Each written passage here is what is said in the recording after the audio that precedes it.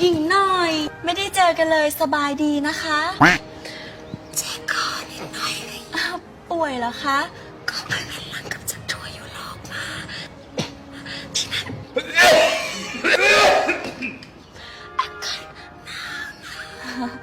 แล้วคืนนี้เป็นยังดูดี